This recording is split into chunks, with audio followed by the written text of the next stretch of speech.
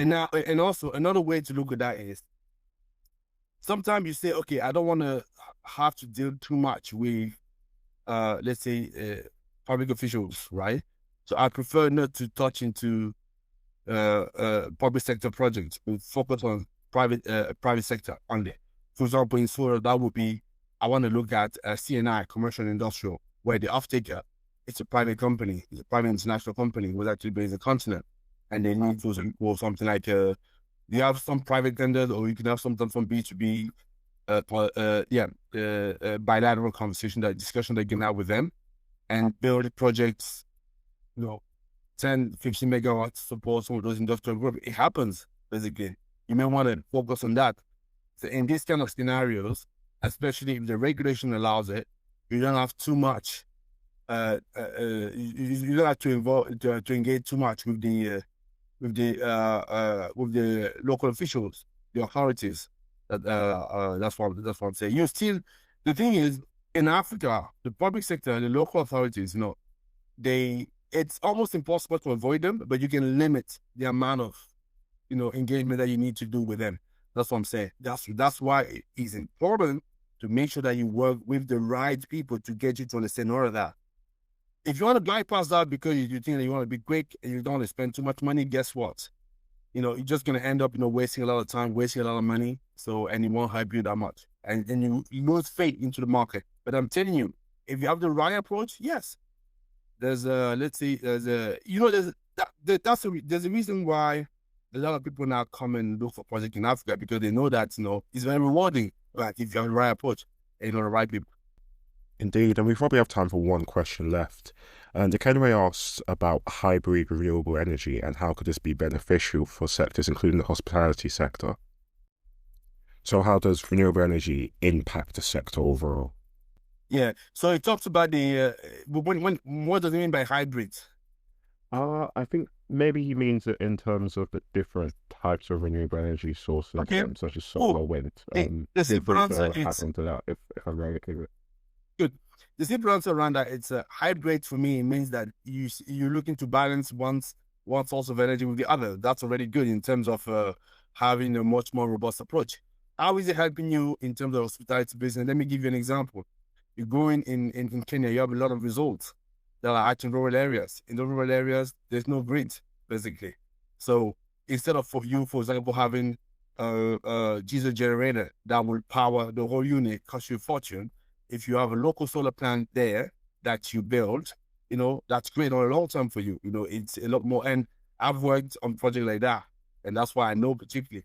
In fact, when you go in Kenya, you will see Kenya is not the only one. Even in South Africa, you see a lot of these guys in remote areas, they now have solar system installed. Yeah. So even if it's not the only system, usually they balance it with the diesel genset, because they want to make sure that they have a robust system, right? Because you can't be having a guest, at your venues and not having power, isn't it, right? But the thing is, you limit the amount. First of all, you downsize potentially the downside the genset that you needed to build before. So you're very saving money there.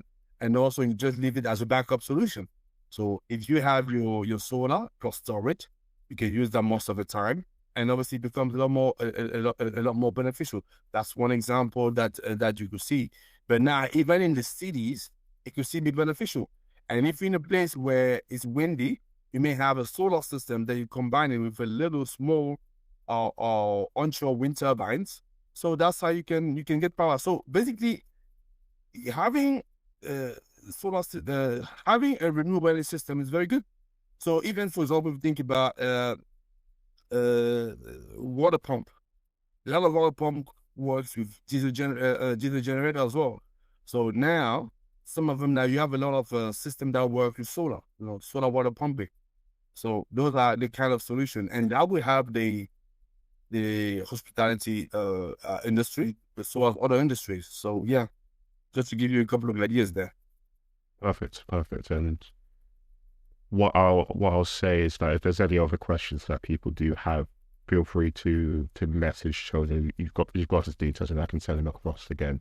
But really do appreciate it, Tony. I think that was so informative, going across the renewable landscape in general, and also some of the work that you do in the consultancy work. And so as mentioned, for more information, it's a very easy name to remember, Renewables in Africa. Just type that, Yeah. just type that in, and you'll be able to find all the information. Yeah, Uh, exactly. And basically, what I drop in here, it's just my LinkedIn. So if people want to also reach out, they can type that. Like I said, please, I would invite a lot of you to come to our webinars, where even if you just want to have some further information about Afrocarb Lights, just in case you may want to get involved later on, please subscribe to that. The link is there. And you also have my LinkedIn. Yeah, but over to you, TJ. Perfect. Appreciate that, Tony. And just before we end, just want to say a quick few verticals in terms of what Afribond are doing. The first being the Afribond at Santander Assets in Africa, taking place next month. So it's an in-person event at the Santander Work Cafe. It's looking to connect more investors, more people to their investment opportunities in Africa. We have panels taking place across the VC space in Africa, as well as looking at infrastructure and sustainability too. And then in general, we'll also have the podcast, the Afribond Sessions. Tony was actually our first person that we interviewed for the Afribond Sessions. It looks to talk to people that are prominent in the landscape of the continent, as well as discussion the trends, economical investment trends, and also just projects that are being important and also taking place too. Lastly, I'll just say, we'd really appreciate if you could just follow us either on LinkedIn or on our Instagram page. I have sent us just now all of our website links and all our details too. We're trying to grow our LinkedIn session as well as growing our Instagram too. Any other questions that you have, please feel free just to email us info@afri-bond.com, and please follow our website too. But for us, that's all. So we really do appreciate it. For the first webinar, I think we were really happy with how it turned out and how it went. But any questions in general, please feel free to ask me. Please feel free to ask Tony as well. Well, thank you so much, guys.